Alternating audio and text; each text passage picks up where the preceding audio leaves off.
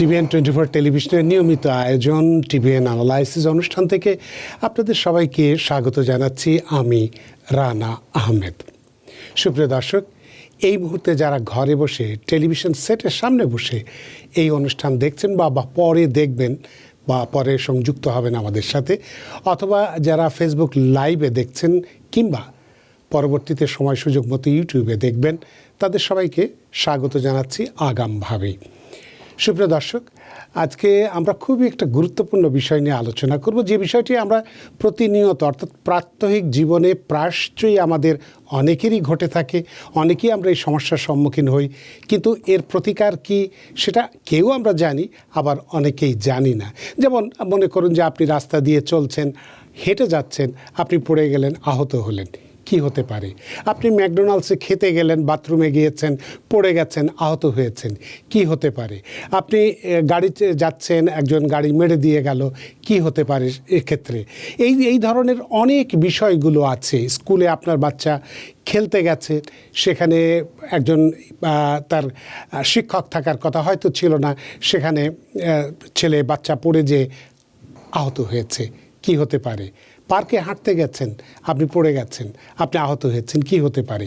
ইত্যকার এই সমস্ত নানাবিধ বিষয় নিয়ে অ্যাক্সিডেন্ট বা দুর্ঘটনার শিকার ব্যক্তিদের অধিকার কি আছে, এই সকল বিষয় নিয়ে আজকে আমরা কথা বলবো। তার বাইরে আমাদের সুপ্রিয় দর্শকদের যে নানান ব্যক্তিগত সমস্যা আছে, বিশেষ করে ইমিগ্রেশন সংক্রান্ত যদি সমস্যা থাকে, সেগুলোও আমরা সমাধান করব। যদি আপনারা আমাদের টেলিভিশন স্ক্রিনে যে টেলিফোন নাম্বারটি আছে, যেটা আমি বলে দিচ্ছি 6463079828, এই নাম্বারে যদি ফোন করেন, আপনাদের যাবতীয় সমস্যা সম্পর্কে আমরা অবশ্যই সেই সমস্যাগুলো সমাধান করার পথ দেখাতে পারবো, সেগুলোর উত্তর আমরা দিতে পারবো।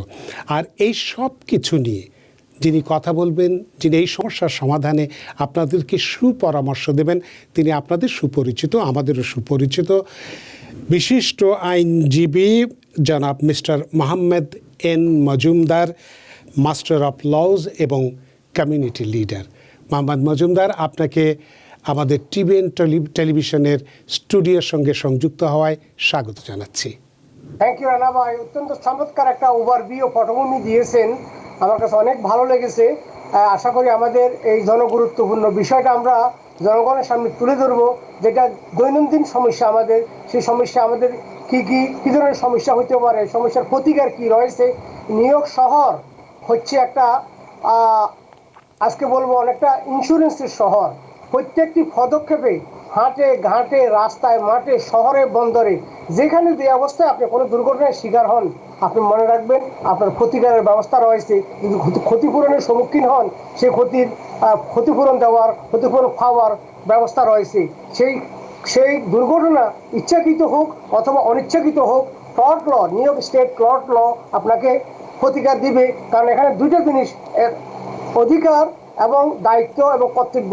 এই অধিকার, দায়িত্ব এবং কর্তব্য যদি কেউ পালন করতে ব্যর্থ হয় এবং কেউ যদি কারো অধিকার ক্ষুণ্ণ করে, সেটার জন্য সে প্রতিকার দিতে বাধ্য হয়। যেমন এমপ্লয়ার, এমপ্লয়ি, ড্রাইভার, প্যাসেঞ্জার, বস, সার্ভেন্ট, ইনকিপার, রেসিডেন্টস, সরকার, জনগণ, wife, husband, parents, children, home owner, guest and invitee. কথা বলছি এই জন্য প্রত্যেকটা এমপ্লয়ার তার এমপ্লয়ীদেরকে প্রটেক্ট করার জন্য বাধ্য, প্রত্যেকটি বস তার সার্ভেন্টকে প্রটেক্ট করার জন্য বাধ্য, প্রত্যেকটা ড্রাইভার তার প্যাসেঞ্জারদেরকে সেফ রাখার জন্য বাধ্য, প্রত্যেকটি হোটেল মালিক তার প্যাসেঞ্জারদের, তার রেসিডেন্টসকে সেফ রাখতে বাধ্য, প্রত্যেকটি সরকার তার ফার্স্ট ডিপার্টমেন্ট, তার স্ট্রিট সেফ রাখতে বাধ্য, প্রত্যেকটি পিতামাতা তার ছেলে মেয়েদেরকে টেক কেয়ার করতে বাধ্য, প্রত্যেকটি হোম ওনার তার আশেপাশে রাস্তা সেফ রাখবে, যাতে পথচারী সেখানে আঘাতপ্রাপ্ত না হয়, সেটা সে সেফ কিপিং করতে বাধ্য। এই যে বাধ্যবাধকতা, এই বাধ্যকতায় যখনই আপনি ফেলিওর হবেন, নেগলিজেন্ট হবেন, নিউ ইয়র্ক স্টেটের টর্ট ল তাকে প্রতিকারের বিধান রয়েছে। সে প্রতিকার কিভাবে পাবেন, সেটা আপনার একজন আইনজীবী আপনাকে সহায়তা করবে যখন অ্যাক্সিডেন্ট ভিকটিম হওয়ার ফলে। সেখানে আপনি যে অ্যাক্সিডেন্টের ফলে যে পরিমাণ আর্থিক ক্ষয়ক্ষতি হয়েছে, যেমন কাজে যেতে পারেন নাই, ওয়েজ লস করছেন, বেতন পান নাই, সে বেতনের প্রতিকার পাইতে পারেন। আপনার যে মেডিকেল খরচ হয়েছে সে মেডিকেলের ফি পেতে পারেন। আপনি যে থেরাপিস্ট কাছে যাইলেন সেই থেরাপিস্টের ফি আপনি পেতে পারেন। এছাড়া পেইন অ্যান্ড সাফারিং, এই যে চরম দুর্ভোগ ভোগ করলেন আপনি দুর্ঘটনার ফলে, সেই পেইন অ্যান্ড সাফারিং এর জন্য একটা পয়সা পাইতে পারেন। এগুলো ক্যালকুলেট করার জন্য একটা ফর্মুলা আছে, এবং সেই ফর্মুলাও আমরা ক্রমান্বয়ে আলোচনা করার চেষ্টা করবো যদি সময় হয় বা অন্যদিন। তো এটা ছিল আমার পটভূমি। রানা ভাই, আপনাকে ধন্যবাদ আমাকে সুযোগ দেওয়ার জন্য। আজকে টর্ট ল, বিশেষ করে অ্যাক্সিডেন্ট ভিকটিম অর্থাৎ দুর্ঘটনায় শিকার ব্যক্তিদের কি অধিকার রয়েছে, সে ছেলে হোক, মেয়ে হোক, স্বামী হোক, স্ত্রী হোক, কর্মচারী হোক, কর্মজীবী হোক, আর বস হোক, সবার কাছে সবার একজন অন্যজনের কাছে আমরা দায়বদ্ধ। অনেক ধন্যবাদ। তো আপনি যে কথাগুলো বলছিলেন এগুলোর প্রতিকার কি? সে একজন, যেটা বললাম যে এমনও তো হতে পারে যে আপনার বাসায় একজন গেস্ট এসেছে, সে হয়তো বাথরুম করতে যেয়ে পড়ে গেছে এক্ষেত্রে, এবং সে ভালো মতো আহত হয়েছে, সেক্ষেত্রে তার রেমিডিটা বা তার ক্ষতিপূরণ, যেটা আপনি টর্ট লর কথা বললেন, তার এই ক্ষতিপূরণ আইনটা কতটুকু কাভার করবে? শিওর, সেখানে আপনাকে বলে বিষয়টা ওইরকম, এটাকে বলে guest and invitee.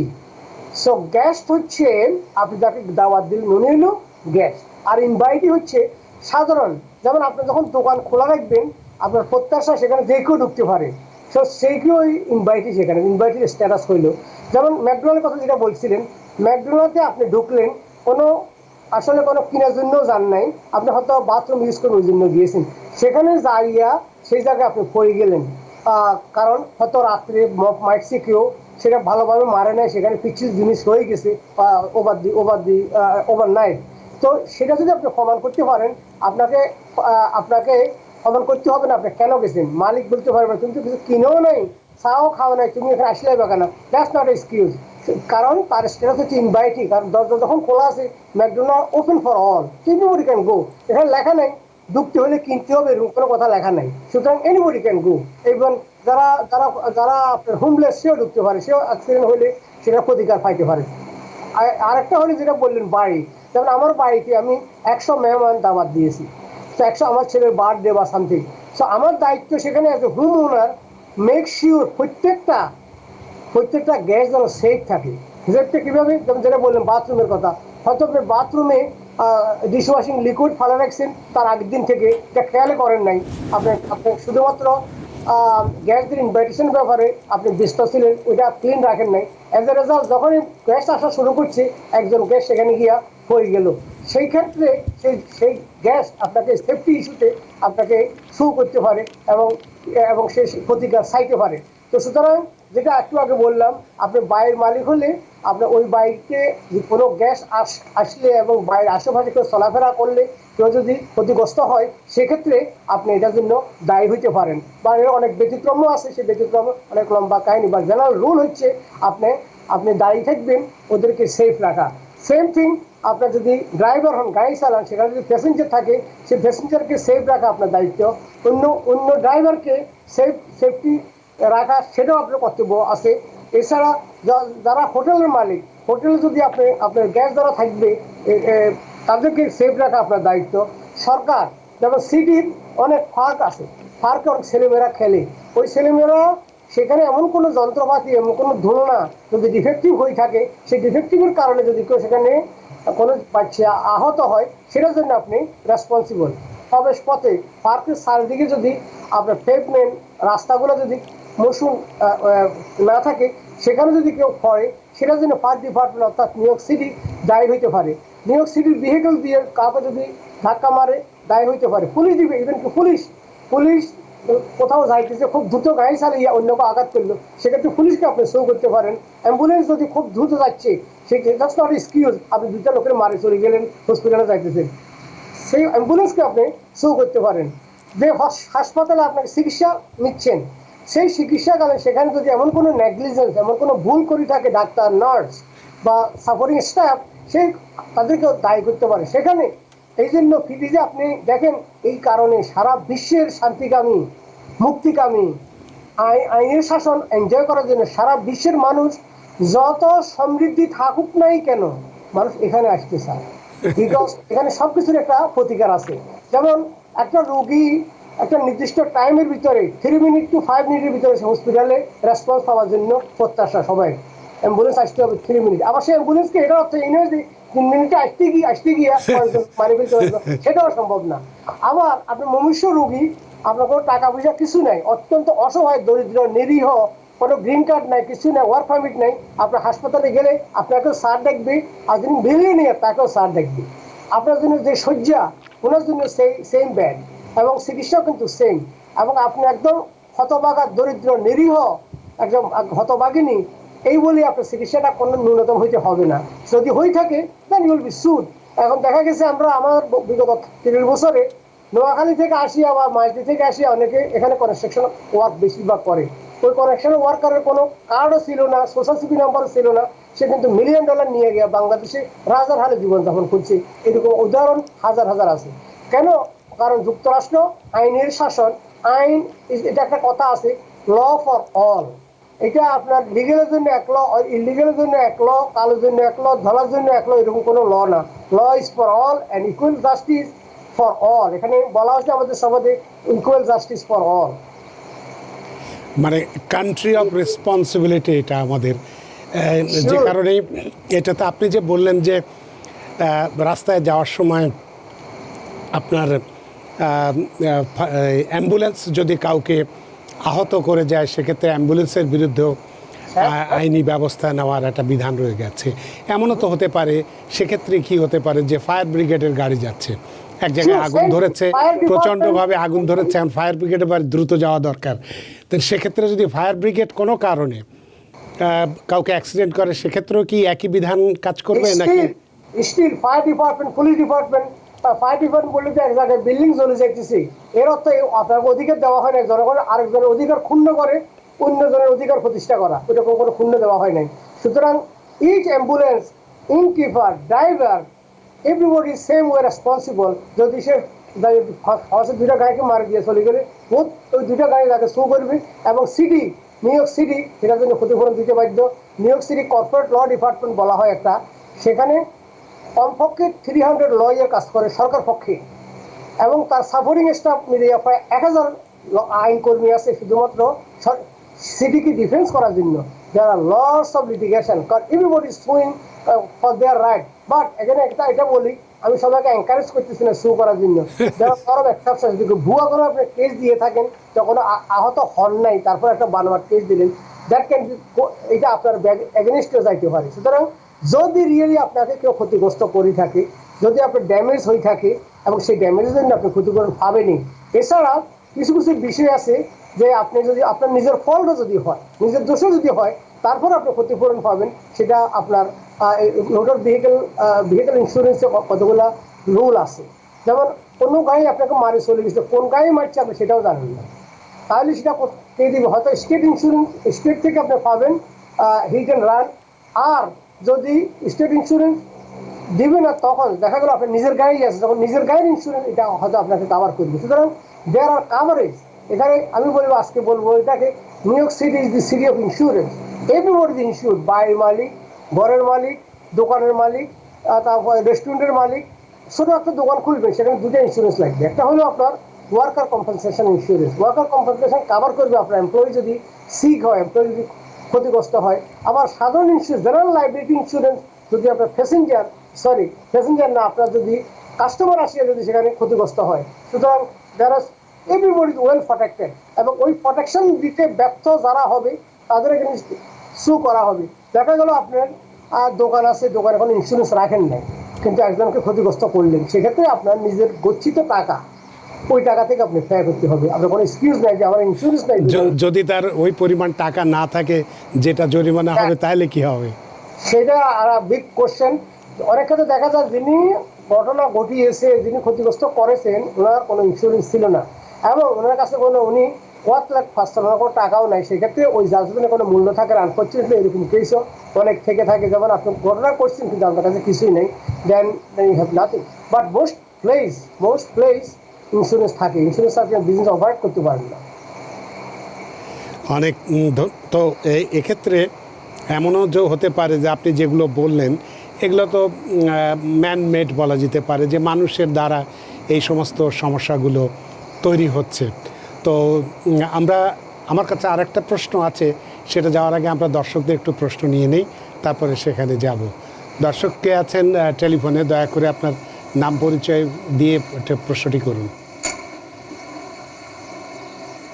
Hello. Hello. জি, প্রশ্ন করুন। হ্যালো, প্রশ্ন করুন আপনি। আসসালামু আলাইকুম ভাইয়া। ওয়ালাইকুম আসসালাম। হ্যাঁ, আমি নিউ ইয়র্ক থেকে বলতেছি, রেহানা। জি বলেন। আমার ইমিগ্রেশন সংক্রান্ত দুইটা প্রশ্ন ছিল। প্রথম জি। প্রশ্ন হলো, আমি গ্রিন কার্ড হোল্ডার। আমি আমার হাজবেন্ডের জন্য অ্যাপ্লাই করছি, 2 বছরের মতো হয়ে গেছে। আমি গত ফেব্রুয়ারিতে সব কিছু ডকুমেন্ট দিয়েছি, সাপোর্ট এভরিথিং ইজ ডান। ওরা বলতেছে ওগুলা কোয়ালিফাইড করছে ফেব্রুয়ারি 3 তারিখে। এখন আচ্ছা। 3 মাস হয়ে গেছে, ওরা কোনো কিছু জানাইতেছে না। তো আমি গত পরশু আমি এক্সপার্টাইড করছিলাম। কবে নাগাদ আপনার এটা হতে পারে, এটাই হলো আপনার প্রশ্ন, তাই তো? না না না, আমার 2 বছরের একটা বাচ্চা আছে, এজন্য আমি এক্সপার্টাইড করছিলাম। কিন্তু ওরা সাথে সাথে একটা রিপ্লাই দিছে যে ওরা রিসিভ করছে, কিন্তু পরের দিন একটা ইমেল করছে, ওইটা আমি একটু বুঝতেছি না। আমি ইমেলটা একটু পড়ি, আপনার ওইটা একটু বলতে পারি একটু? পড়ুন। ওরা ইমেল করছে, you should submit non expedite related general inquiries at update to embassy at https একটা লিংক দিছে। তারপরে বলছে, in order to receive a detailed response when you contact embassy, send your inquiry including the embassy case number or USCIS receipt number along with one of these items invoice ID. ওইরকম একটা email করছে। এখন ওইটা email কেন করলো? ওরা review এর কোনো কিছু না জানাই ওইটা ইমেল করছে গতকালকে। এখন ওইটা কেন করলো? আমার এক্সপার্টাইড কি কোনো সমস্যা হয়েছে নাকি? আমি আবার এক্সপার্টাইড করব নাকি? কি জন্য ওইটা দিচ্ছে একটু এটাই হচ্ছে বলবেন। আপনার প্রশ্ন, তাই তো? হ্যাঁ, আর দ্বিতীয় প্রশ্নটা হলো, আমার আম্মা আমার ভাইয়ের জন্য অ্যাপ্লাই করছে, আনমেরিড চাইল্ডের জন্য অ্যাপ্লাই করছিল। ওনার ডকুমেন্টারি সবকিছু দেওয়া হয়েছে গত বছরে। ওনার ডকুমেন্টারি কোয়ালিফাইড হয়েছে 2021 এর ফেব্রুয়ারিতে, কিন্তু ওরা এখনো কোনো কিছু জানাইতেছে না, শুধু 2 মাস করে ওয়েট করাইতেছে। তো এখন আমরা যদি কিছু করতে হবে ওটার জন্য নাকি, আর এখন কত সালের আনমেরিড চাইল্ডের ইয়াটা চলতেছে, ওটা একটু যদি বলতেন। অনেক ধন্যবাদ আপনার প্রশ্নের জন্য, মিস্টার মজুমদার। আচ্ছা, ঠিক আছে। শিওর। প্রথম কোশ্চেন হলো, এক্সপেডাইটেড প্রসেস যেটা করছিলেন, এখানে যদি কোনো এনাফ এভিডেন্স না থাকে যে আপনার কি ধরনের সমস্যার জন্য হাজার হাজার লোককে বাদ দিয়ে আপনাকে এক্সপেডাইটেড বেসিসে দিবে, এটা প্রপারলি আইটেমাইজ করা হয়, প্রপারলি ডকুমেন্ট দেওয়া হয় নাই, সেজন্য ইস কাইন্ড অফ ডিনায়াল। এখন আবার করতে পারবেন কি না সেটার কোনো বাধা নেই, আবারও করতে পারেন। আবারও করলে আবার যে বারবার করলে যে আপনার এটার কোনো গ্যারান্টি নেই। আমার মনে হয় এক্সপেডাইটেড প্রসেসটা আপনি ডকুমেন্টারিলি যদি না করেন, যেমন যদি বলেন যে আপনার সিভিয়ার কোনো অত্যন্ত কষ্ট হচ্ছে, সে কষ্টটা এরকম হইতে পারে যে আপনার somebody is dying, they need to see other person as soon as possible, অথবা somebody chronic disease আছে, বা 6 মাস বাঁচবে মাত্র, ডাক্তার বললে সেই লোকটা বাঁচবে না, অথবা সাইকোলজিক্যাল ইভ্যালুয়েশন যদি এভাবে দেখাতে পারেন যে ফ্যামিলি সেপারেশনের কারণে এই লোকটা মেন্টালি ইমোশনালি ভেরি ডিস্টার্ব, এবং তার সে অন্তত সুইসাইড করার মতো টেন্ডেন্সি দেখা যাচ্ছে, এইরকম করে হার্ড এভিডেন্স না থাকলে এক্সপেডাইটেড প্রসেসটা হবে না। এক্সপেডাইটেড প্রসেসটা ভেরি কেস বাই কেস। আর আপনার যে অবস্থা, এরকম অবস্থায় লক্ষ লক্ষ লোক দাঁড়িয়ে আছে, লক্ষ লক্ষ লোককে বাদ দিয়ে আপনাকে কেন দিবে, এটা আপনাকে very clear and convincing evidence দিতে হবে। তো সুতরাং আপনি কোনো লয়ারের সাথে কথা বলেন যে আপনি রিয়েলি কোয়ালিফাইড কিনা। বাট আপনি যখন এক্সপেডাইট প্রসেসে একটা ইমেল অ্যাড্রেস আছে, ওখানে যখন পাঠাবেন সাথে সাথে উত্তর দিবে। উত্তর দেওয়ার অর্থ ইমেলটা আপনাকে অ্যাপ্রুভ হবে। সেকেন্ড কোশ্চেন হলো, আনমেরিড চাইল্ড, এটাকে দেখতে হবে আপনার আন্ডার 21 কিনা। যদি আন্ডার 21 হয় তাদের জন্য, যদি ওভার 21 আনমেরিড হয় তাদের জন্য সময় লাগছে 8 ইয়ার। আর আন্ডার 21 হয় লেস দেন 4 ইয়ার। সো আর যেহেতু আপনাকে 2 মাস সময়ের কথা বলতেছে, নিশ্চয়ই এটা আন্ডার 21 আছে। তবে এই ধরনের অবস্থায় প্রচুর কেস আছে। এক্সপেরিয়েন্স করার জন্য আপনার আম্মা যদি কমেন্ট করতে পারে যে আপনার আম্মা পুত্র শোকে অনেক কাতর, অনেক বিমর্ষ এবং জ্ঞান হারা, এই কথাটা সাইকোলজিক্যাল ইভ্যালুয়েশনের মাধ্যমে যদি আপনি very long detail psychological evaluation থাকতে হবে যে এই মহিলা ক্ষুদ্র শোকে কাতর। ক্ষুদ্র শোকের কাতর শব্দটা এত ইজি শব্দ না, কিন্তু কাতর বলতে বোঝায় সে মনুষ্য রোগীর মতো হয়ে গেছে, ছেলেকে না দেখার জন্য সে মারা যাওয়ার অবস্থা। তাহলে হয়তো তাকে এক্সপেডাইট বেসিসে ছেলেটাকে পাঠাতে পারে, 3 দিনের ভিতরে অ্যাপ্রুভ হবে, 1 মাসের ভিতরে আসতে পারবে। But that has to be very serious. অনেক ধন্যবাদ আপনার প্রশ্নের জন্য। পরবর্তীতে কে আছেন টেলিফোনে? দয়া করে নাম পরিচয় দিয়ে হ্যালো। আপনার প্রশ্নটি করুন। হ্যালো, আসসালামু আলাইকুম। ওয়ালাইকুম আসসালাম। জি, আমি আমার নাম মোসাম্মদ হাসিনা আক্তার। আমি প্রশ্ন করতেছি কুইন্স ফারোকে থেকে। আমার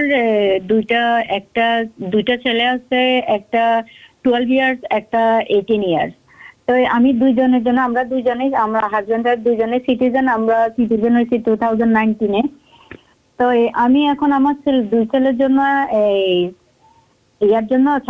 ওর সার্টিফিকেটের জন্য অ্যাপ্লিকেশন করছি। বাট 12 ইয়ার্স ওল্ড যেটা, সেটার ফিঙ্গারপ্রিন্টের পেপারটা আসছে, কিন্তু 18 ইয়ার্স যেটা, সেটার পেপারটা আসে না। এখন আমি কি করতে পারি? অনেক ধন্যবাদ আপনার প্রশ্নের জন্য। মিস্টার মজুমদার। আসবে, ডকুমেন্ট আসবে। হয়তো এটা ভিন্ন, এক একটা কেস এক একটা অফিসারের কাছে যাইতে পারে। দুইটা কেস দিয়ে একজনের কাছে যাবে এমন কোনো কথা নাই। পিটিশন যখন আপনি ভিন্ন ভিন্ন পিটিশন ভিন্নভাবে যাইতে হয়, তো তবে আপনি ওয়েট করেন। ওই যে রিসিপ্ট নোটিশ আছে, ওই রিসিপ্ট নোটিশে uscis.gov কেস স্ট্যাটাস ইনকোয়ারি, ওখানে কেস নাম্বারটা দিলে ওখানে বলবে যে কোনো আপনার হয়তো ফিঙ্গারপ্রিন্ট দিচ্ছে, এটা মিস হলো কিনা। অনেক সময় হয়তো ওইটাও ফারা যায়, কিন্তু আপনি ফান নাই। সুতরাং বেস্ট হবে go and do the inquiry file করলে, দেখলে ওখানে বুঝে বলা হবে ফিঙ্গারপ্রিন্ট কি দিচ্ছে কি দেয় নাই, অথবা ফিঙ্গারপ্রিন্ট ওয়েট করতেছেন কিনা, এটা আপনি ইজিলি জানতে পারবেন।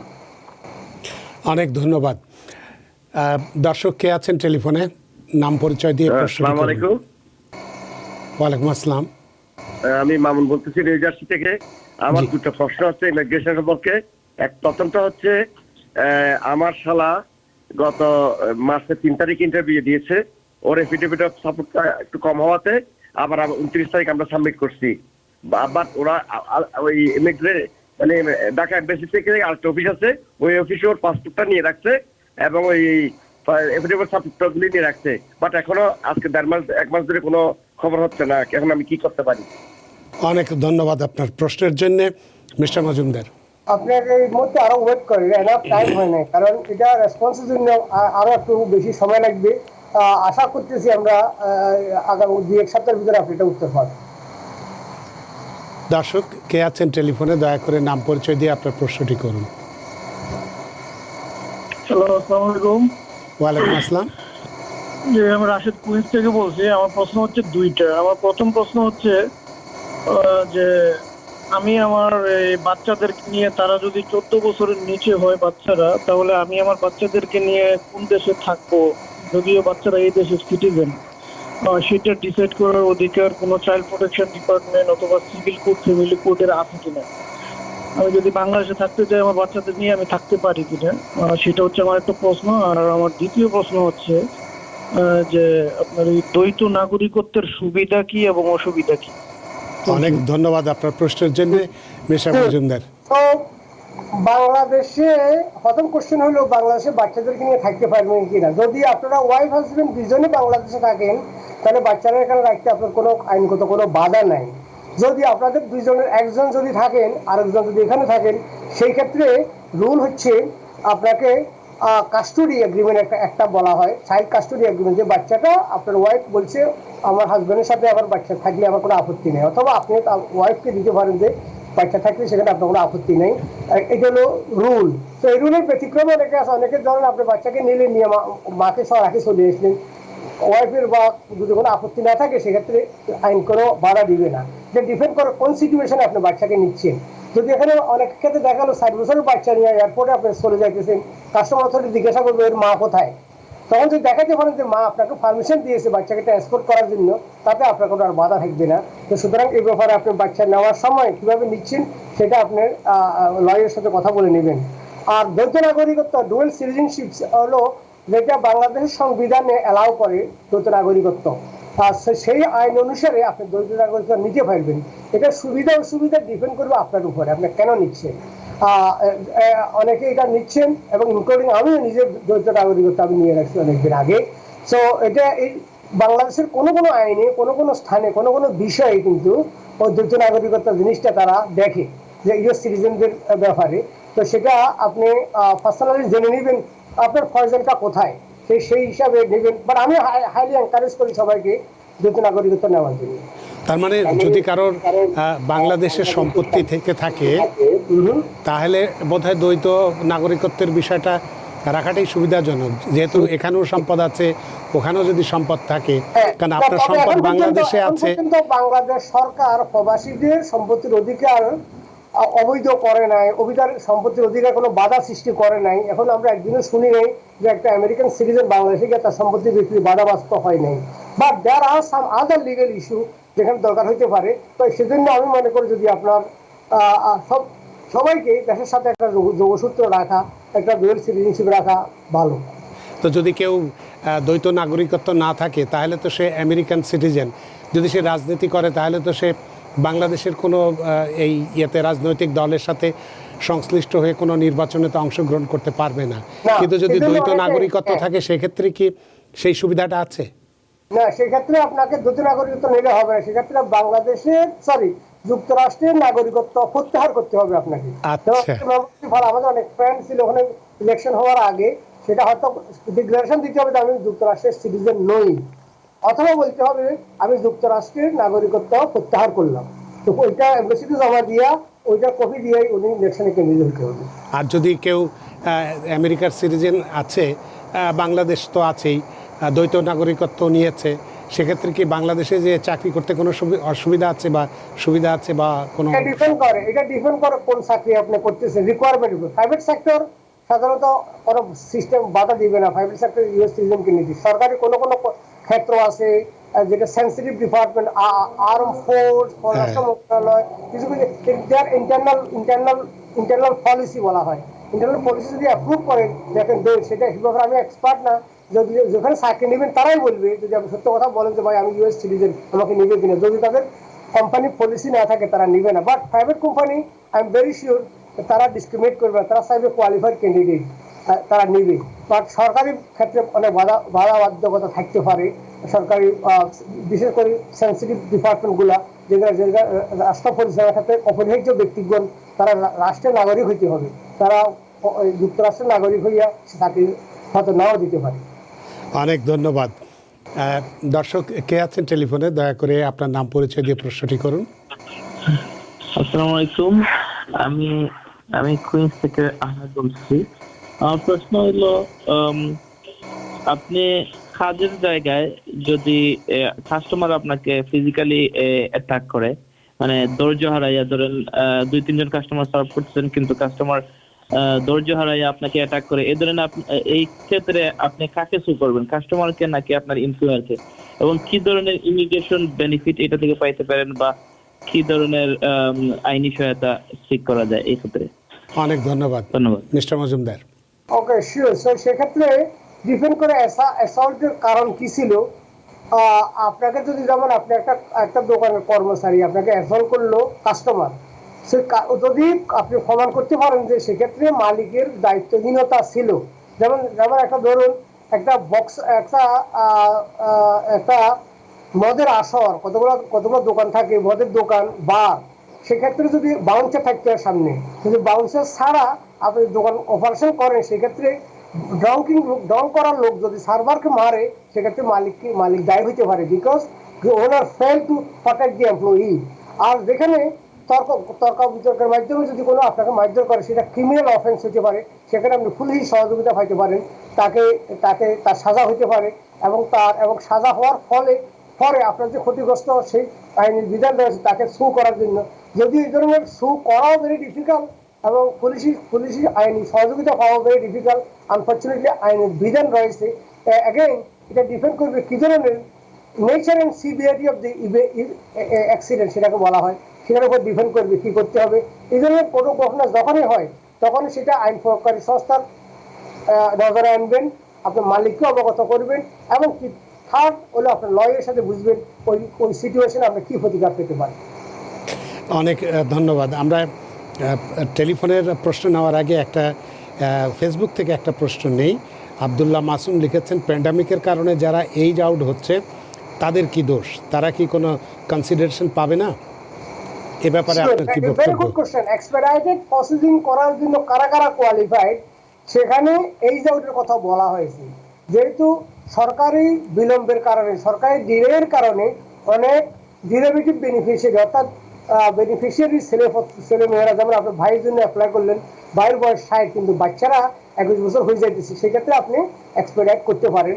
এবং সেই এক্সপেডাইট কোনো কোনো ক্ষেত্রে অ্যাপ্রুভ হয়, কোনো কোনো ক্ষেত্রে অ্যাপ্রুভ হয় না, বা কেস বাই কেস তারা বিবেচনা করে।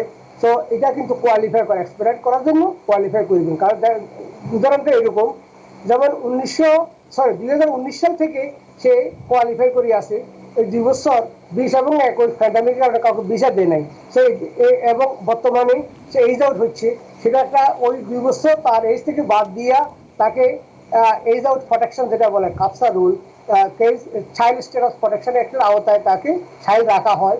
অথবা এক্সপেডাইট যদি ওই 2 ইয়ার ডিডাক্ট করা না যায়, সেক্ষেত্রে তাকে এক্সপেডাইট ভিত্তিতে আনার প্রভিশন রয়েছে। বাট অ্যাগেন এটা কেস বাই কেস, আপনি yes you can do the expedited process. অনেক ধন্যবাদ। কে আছেন দর্শক টেলিফোনে? দয়া করে নাম পরিচয় বলে আপনার প্রশ্নটি করুন। হ্যালো, আসসালামু আলাইকুম। ওয়ালাইকুম আসসালাম। আমি শামিমা আফরোজ, আমি ফ্লোরিডা থেকে বলছি। জি, আমার কোশ্চেন হলো, আমি এবং আমার হাজবেন্ড দুজনেই সিটিজেনশিপ, আমাদের সিটিজেনশিপ নেওয়া আছে। তো আমি যদি আমার মায়ের জন্য অ্যাপ্লাই করি, হ্যাঁ হ্যালো, হ্যাঁ বলুন, শুনতে পাচ্ছি আমরা। জি, আমি যদি আমার মায়ের জন্য অ্যাপ্লাই করি, তো সেই ক্ষেত্রে কি আমার জব, মানে আমার ইনকাম থাকতে হবে, নাকি আমার হাজবেন্ডের ইনকামেই আমি অ্যাপ্লাই করতে পারবো?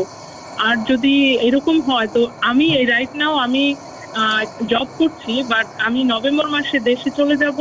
তো আমি তো আমার দেন তো আর আমার কোনো ইনকাম থাকবে না। তো আমি নেক্সট মান্থে যখন অ্যাপ্লাই করব, তো আমার মার যখন ভিসা পাবে, কিংবা ভিসার জন্য যখন ওরা, মানে আমার কাগজপত্র যখন ওনারা দেখবে, তো আমাকে কি ভিসা দিবে আমার মার জন্য, নাকি দিবে না? বিকজ আমি তো অলমোস্ট 6 মান্থ আমি দেশে যেয়ে থাকবো। তো সেই ক্ষেত্রে তো আমি কি করতে পারি? আমি জব ছেড়ে দিলে কি? আমরা বুঝতে পেরেছি আপনার প্রশ্নটি। অনেক ধন্যবাদ আপনার প্রশ্নের জন্য, মিস্টার মজুমদার। থ্যাংক ইউ আপা, আপনি ফ্লোরিডা থেকে কল দিয়েছেন, আপনাকে ধন্যবাদ। এবং আপনার জন্য আমার কাছে অত্যন্ত সুখবর রয়েছে। আর ইনকাম রিকোয়ারমেন্টটা হচ্ছে এরকম, যদি আপনার হাজব্যান্ডের ইনকাম থাকে, সেটা আপনার ইনকাম হিসাবে বিবেচিত যতদিন আপনারা বিবাহিত একসাথে। সুতরাং আপনার হাউস হোল্ড ইনকাম যদি এনাফ হয়, আপনার আম্মা স্পন্সর করতে কোনো অসুবিধা নেই। বাংলাদেশে 6 মাস থাকবেন, তার থেকে কম থাকবেন, ওইসবের ভিতরে চলে আসবেন, সেটা আপনার বিবেচ্য বিষয়, তাও কোনো বাধা নাই। আপনি চাকরি করতে হবে না, তো কন্ডিশন হচ্ছে এফিডেভিটের সাপোর্ট দেওয়ার সময় আপনার ফ্যামিলি ইনকাম, আপনার হাজব্যান্ড ইনকাম থাকলেই হবে। এবং যদি হাজব্যান্ডের ইনকামও না থাকে, যেমন হাজব্যান্ডও বেকার, আপনিও বেকার, তাহলে আপনার মা আসতে বাধা নাই। কারণ জয়েন্ট স্পন্সর, যদি তৃতীয় ব্যক্তিকে যদি সাইন করে একটা সাপোর্ট, তাহলে উনি আসতে পারবে। সুতরাং আপনি আপনার শুভকামনা রইল, আপনার মা আসবে, আপনি কোনো অসুবিধা নাই। আপনার আম্মার শুভকামনা করি, আপনাকে শুভকামনা করি নিউ ইয়র্ক থেকে। অনেক ধন্যবাদ। দর্শক কে আছেন টেলিফোনে? দয়া করে নাম পরিচয় দিয়ে আপনার প্রশ্নটি করুন। হ্যালো, জি, আসসালামু আলাইকুম। আমি ইশতিয়াক রূপু। ওয়ালাইকুম আসসালাম। ইশতিয়াক ভাই বলুন। আমি একটু মজুমদার ভাইয়ের সঙ্গে একটু আলাপ করতে চাই। জি জি, প্রশ্ন করেন ইশতিয়াক ভাই, আমরা শুনতে পাচ্ছি। আচ্ছা, আমার প্রশ্ন অলরেডি আমি উত্তরটা, একটা প্রশ্ন উনি উত্তর দিয়ে গেছেন। আমি একটু ওনাকে একটু ব্যক্তিগত ভাবে যদি কোনো শুভেচ্ছা জানানোর সুযোগ আছে কিনা একটু জানাতে চাই। নিশ্চয়ই, উনি যেহেতু আমাদের কমিউনিটি লিডার, আপনার যদি মনের ভেতরে এক ধরনের ইয়ে থাকে, নিশ্চয়ই আপনি বলতে পারেন অল্প কথা। ওকে, আমি মজুমদার ভাইকে, উনি একজন ডাইনামিক মানুষ, এবং নিউ ইয়র্কের যে শিল্প সংস্কৃতির অঙ্গনে মজুমদার ভাই, আমি ইশতিয়াক রূপু, মজুমদার ভাই, আমি ইশতিয়াক রূপু। আমি আপনাকে শুভেচ্ছা জানাচ্ছি, ধন্যবাদ জানাচ্ছি। আপনি যেভাবে আমাদের সাংস্কৃতিক জগতে আপনার অবদান, এছাড়া আপনি গত রমজানে মিডিয়া কর্মীদের নিয়ে আপনি সাক্ষাৎ করেছেন, ওনাদেরকে আপ্যায়ন করেছেন, এই জন্য আমরা গর্বিত মনে করি। এবং আপনার অলরেডি আপনি একটা প্রশ্নের উত্তর, আমার একটা প্রশ্ন যেটা ছিল ওইটা উত্তর আমি পাইছি। এই যে আজকে যে উনি ওনার যে ভূমিকা, এই ভূমিকাটা খুবই প্রশংসিত। কেন এই ধরনের প্রশ্নের উত্তর দিতে হলে একজনের অ্যাটর্নির কাছে যেতে হবে, অনেক অভিবাসী টাকা পয়সা খরচ করতে হবে, উনি ফ্রি দিতেছে। ধন্যবাদ মজুমদার ভাই, এভাবে আপনি আরো অনেক আমাদের অনেক সমাজের সেবা ধন্যবাদ করেন। ইশতিয়াক ভাই। থ্যাংক ইউ ভাই।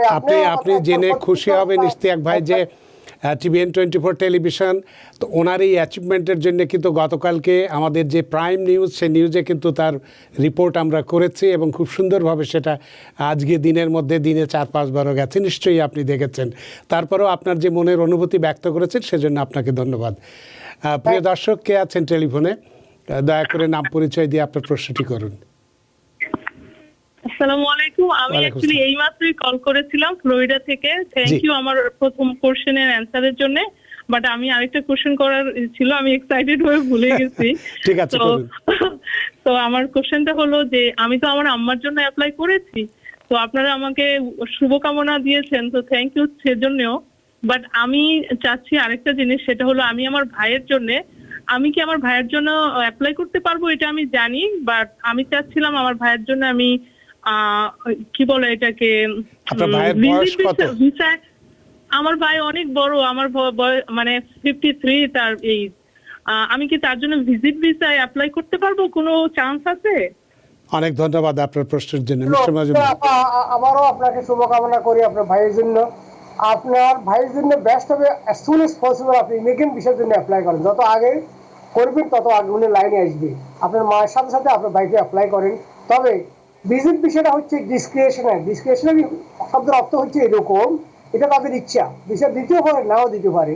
ইমিগ্রেন্ট বিষয় তো ম্যান্ডেটরি, সেটা as a matter of law আপনি আইনগতভাবে সেটা পাবেন, আসবেই। তবে ভিজিট ভিসার জন্য ক্রাইটেরিয়া হচ্ছে আপনাকে প্রমাণ করতে হবে যে উনি এখানে আসিয়া থাকবে, জনগণের বোঝা হবে না এবং নির্ধারিত সময় উনি ফেরত যাবেন। এবং কি উপলক্ষে আসবে সেটা আপনার এমবেসিকে কনভিন্স করতে হবে। যেমন ধরুন হইতে পারে আপনার বাচ্চার একটা বার্থডে সেরিমনি করতেছেন অথবা আপনাদের অ্যানিভার্সারি উদযাপন করতেছেন, সেখানে প্রপার আইটিনারি আছে, কোথায় করবেন, কি কোন রেস্টুরেন্টে করবেন, গেস্টের লিস্ট আছে, কারা কারা গেস্ট, আপনি ফ্যামিলি গেট টুগেদার করতে চান, দেশে বিদেশে সবাইকে আনতে চান, এই ধরনের কোনো কিছু যদি ক্লিয়ার এবং কনভিন্সিং পিকচার কনসুলের সামনে তুলে ধরতে পারেন যে হ্যাঁ রিয়েলি এই লোকটা একটা ভালো গেট টুগেদার করতেছে, কেন ফ্যামিলি সদস্যের সঙ্গে আসতে চায়, আসতে চান, তো হইতে পারে। বাট অ্যাগেন আমি বলতেছি না এটাকে দিবেই, এটা তাদের ইচ্ছা। তারা যদি মনে করে যে এই লোকটা কোয়ালিফাইড, সে যাবে, ভিজিট করবে, ফিরে আসবে, এতে কোনো সন্দেহ নাই, তাহলে তারা সন্তুষ্ট হলে ভিসা দিবে, না হলে ডিনাই করবে। এই সত্ত্বে যদি আপনি করতে পারেন, ইউ আর মোস্ট ওয়েলকাম। অনেক ধন্যবাদ মিস্টার মজুমদার। আমাদের হাতে সময় খুব একটা নাই, অল্প 2-3 মিনিট সময় আছে। এর মধ্যে শুধু আপনাকে একটা আমি প্রশ্ন করব যে আমরা এর আগে যতটুকু আলোচনা করেছিলাম দুর্ঘটনা নিয়ে, সেটা মানুষের দ্বারা, কারো দ্বারা আহত হওয়া বা কোথায় পড়ে যাওয়া ইত্যাদি ইত্যাদি, এমন হতে পারে ন্যাচারাল ক্যালামিটিজের কারণে। যেমন আমাদের নিউ ইয়র্কে বা আমরা নর্থ আমেরিকা যারা নর্থ ইস্টে আছি, তাদের তো সবসময় আবহাওয়ায় এই বরফ পড়ছে, প্রচণ্ড বরফ হচ্ছে। তো এই বরফের মধ্যে রাস্তার আপনার বাড়ির সামনে বরফ পরিষ্কার করা হয়নি যে কোনো রাস্তায়, হয়তো কেউ যদি পড়ে যায়, আহত হয়, সেক্ষেত্রে এর দুর্ঘটনা। এখানে একটা কথা বলি, একটা আইনে বলা হয় আপনি there is no recovery for the act of God. যদি খোদার গজবের বিরুদ্ধে আপনি কোনো কেস করতে পারবেন না। বাট বরফের কথা যেটা বলছি সেটা অন্য রুল। বরফ যেমন রাত্রে বরফ ফুটছে, সকালে আপনাকে 4 ঘন্টা সময় দেওয়া হবে, কোনো কোনো ক্ষেত্রে 16 ঘন্টা সময় দেওয়া হয়। এই তারিখ সময়ের ভিতরে আপনি পরিষ্কার করতে হবে, এটা পরিষ্কার করতে হবে। এই নয় যে রাত্রে বরফ উঠছে ওই সময় কেউ যাই আপনি পড়ে গেলেন, এটা আপনি কোনো প্রতিকার পাবেন না। আপনি ল্যান্ডলর্ডের অধিকার আছে, মালিকেরও একটা অধিকার আছে, মালিককে একটা এনাফ টাইম দিতে হবে, সে ঘুম থেকে উঠতে হবে, ব্রেকফাস্ট খাইতে হবে, তারপরে সে এটাকে ক্লিন করার তার দায়িত্ব। তো সেক্ষেত্রে শুধু একতরফা না, আপনি এখনো বরফ হচ্ছে, আপনি সুযোগ নিয়ে বসে আছেন, সারাতে বরফ হচ্ছে, সকালে গিয়ে ঘরের সামনে পড়ে গেলেন, না নাথিং গোনা হ্যাপেন, এটার জন্য আপনি কিছুই পাবেন না। বিকজ একটা বলা self inflected injury. Self inflected injury শব্দের অর্থ হলো নিজেকে নিজে আঘাত করলেন, সেটা তো কোনো প্রতিকার না। যদি এটা প্রমাণিত হয়েছে কোনো প্রতিকার পাওয়ার জন্য নিজেকে নিজে আপনি ক্ষতিগ্রস্ত করছেন, then there is no recovery. এবং obstruction of justice, insurance fraud যেটাকে বলা হয়, ইন্স্যুরেন্সের পয়সা পাওয়ার জন্য অনেকে দুই গাড়িতে ধাক্কা দিয়ে দিলেন অযথা, তো এখন এটাকে বলা হয় ইন্স্যুরেন্স ফ্রড, সেখানে বিগ টাইম জেল যাইতে পারেন। সুতরাং আমি এনকারেজ করতেছি না যে যেন তেন ভাবে আপনি গিয়ে কতগুলো মামলা করে দিন। যদি আপনি ক্ষতিগ্রস্ত হন, শিওর এটা আইনের দেশ, আইনের শাসন এখানে প্রতিষ্ঠিত অলরেডি, সুতরাং আপনারা প্রতিকার পাবেন। এবং আমি সবাইকে স্ট্রংলি এন্ড হাইলি এনকারেজ করি, যদি কোথাও কখনো কোনোভাবে ক্ষতিগ্রস্ত হন, সেটা আপনি আইন জানার কোনো দরকার নাই। আপনার জানা উচিত 911 কল করিয়া আপনি অ্যাম্বুলেন্সে গিয়ে পুলিশের হাসপাতালে যাবেন, 911 কল দিয়া আপনি পুলিশ কল করে রিপোর্ট করবেন, এবং তৃতীয় আপনি আপনার লয়ার শরণাপন্ন হবেন, আপনার কোনো আইনগত প্রতিকার আছে কিনা। এই তিনটা জিনিস অলওয়েজ মনে রাখবেন। রাস্তায় যখন গাড়ি চালাচ্ছেন, দেখা গেল একজন মারি চলে গেছে, আপনাকে চেষ্টা করবেন তার গাড়ির নাম্বার নিতে পারেন কিনা। গাড়ির নাম্বার নিলে আপনি সব বাড়ি করা যাবে। যদি গাড়ির নাম্বার নাও নিতে পারেন, স্টিল পুলিশ কল করেন, এটাকে বলে হিট এন্ড রান। সম্পত্তি হিট এন্ড রান করে চলে গেছে, এতটুকু বললে পুলিশ সেটা লিখবে। ওই ক্ষেত্রে স্টেট ইন্স্যুরেন্স আপনাকে প্রতিকার দিবে। এবং সুতরাং এর চেয়ে ভালো রাষ্ট্র, ভালো সিস্টেম কোথায় আপনি পাবেন। অনেক ধন্যবাদ মিস্টার মজুমদার, আপনার মূল্যবান সময় আপনি দিয়েছেন এবং মূল্যবান অনেক তথ্য দিয়েছেন, যেটা আমাদের দৈনন্দিন জীবনে বা প্রাত্যহিক জীবনে এই বিষয়গুলো প্রতিনিয়তই ঘটে যাচ্ছে। অথচ যেটা আপনি শেষে বললেন যে এরকম দুর্ঘটনা ঘটলেই সাথে সাথেই আপনার কিছু পাওয়ার সুযোগ নেই, আপনাকে 911-এ ফোন করতে হবে, পুলিশ কল করতে হবে, অথবা হসপিটালে যেতে হবে, এটা প্রমাণের জন্যে, যাতে পরবর্তীতে আপনি আপনার ক্লেইমটাকে শক্ত করতে পারেন। তা আপনাকে ধন্যবাদ, আপনি উপস্থিত হয়েছিলেন, আপনাকে আবারও স্বাগত জানাচ্ছি। আপনাকে অসংখ্য ধন্যবাদ। টিভিএন এর সকল কলা কৌশলে যে অত্যন্ত জনগুরুত্বপূর্ণ তথ্য জনগণের সামনে তুলে দেওয়ার জন্য আমি অনেক হ্যাপি, অনেক খুশি। এবং আমি অনুরোধ করবো, যারা দেখছেন বেশি বেশি এটাকে শেয়ার করবেন, সো দ্যাট যারা দেখে নাই তারা দেখতে পারবে। বিলিভ মি, এইটা $1 million lecture in law school, আমরা এই লেকচারগুলো ল স্কুলে দিত বেশিরভাগ সময়, এবং আমরা অনেক অধিক আগ্রহী শুনতাম, যে এগুলো সব নতুন মনে হইতো। অনেকে জানবেন না যে আপনার কি পরিমাণ অধিকার আছে, সেই অধিকার আপনি ভিন্ডিকেট অনেক সময় আমরা করি না। এবং লাস্ট কথা বলি, ইভেন কি আপনার চাইল্ড, আপনার ছেলেকে যদি আপনি বাচ্চাকে প্রপারলি সুপারভাইজ না করেন, এই চাইল্ডের পক্ষেও আপনি সাইলেন্ট বুকের আপনাকে শো করতে পারে। সুতরাং always be careful, be responsible and be firm and be careful. অনেক ধন্যবাদ মিস্টার মজুমদার। সুপ্রিয় দর্শক, এতক্ষণ আমরা একটি গুরুত্বপূর্ণ বিষয় নিয়ে কথা বললাম। এ কারণেই বললাম যে TVN 24 টেলিভিশন আপনাদের পাশে সবসময় আছে, আমরা আপনাদের পাশে আছি। অতএব আপনারা TVN এই টেলিভিশনের যে অনুষ্ঠানগুলো হয় সেগুলো ভালো মতো দেখুন, আপনাদের জীবনে, প্রাত্যহিক জীবনে অবশ্যই কাজে লাগবে। যে যেখানে থাকুন, ভালো থাকুন, সুস্থ থাকুন, নিরাপদে থাকুন। শুভরাত্রি।